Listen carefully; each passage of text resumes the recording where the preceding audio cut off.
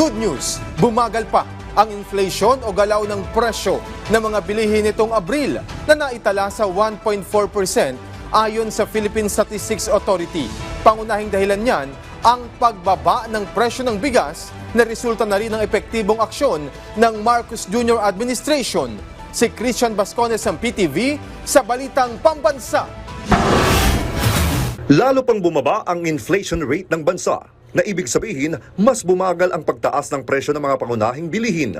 Batay sa pinakabagong datos mula sa Philippine Statistics Authority, bumaba sa 1.4% ang inflation rate noong buwan ng Abril, taong kasalukuyan, kumpara sa kaparehong buwan ng nakaraang taon na nasa 3.8% at 1.8% naman noong March 2025. Sa report ng PSA, ang mga tatlong malalaking rason sa pagbagal ng inflation, una ay ang pagbaba ng presyo ng cereals at cereal products na nasa negative 7.4 noong buwan ng Abril taong kasalukuyan kumpara sa negative 5.2% noong Marso. Pagbaba ng presyo ng gulay at prutas na ang inflation ay nasa 2.8% noong Abril kumpara sa 6.9% noong Marso dahil din sa pagbaba ng presyo ng isda at iba pang mga seafood products na nasa 4.3% ang inflation kumpara sa 5.5% noong Marso.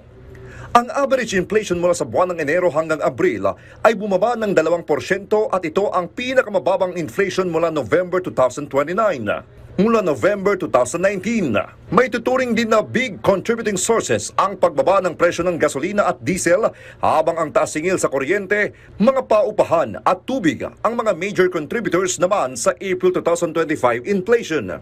Samantala, isa sa mga humatak pababa ng mga presyo ng bilihin noong Abril ay ang mababang presyo ng bigas. Alam natin na yung pinakamataas na weight doon sa ating basket ay bigas. At ito ay talagang pababa na. Itong Abril 2025, ang ating inflation for rice ay nasa negative 10.9%.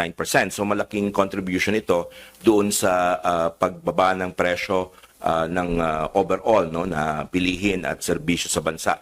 Ayon naman kay DepEd Undersecretary for Planning and Policy Group, Rosemary Edillon, kinakailangan mas patatagin ang koordinasyon at pagtutulungan ng bawat ahensya ng pamahalaan at iba pang mga stakeholders. Nang sa gayon ay masiguro na hindi lang pagbaba ng inflation, kundi maparamdam sa bawat Pilipino ang ginagawang hakbang ng pamahalaan tungo sa magandang kinabukasan. Mula sa PTV Manila, Christian Bascones, Balitang Pambansa.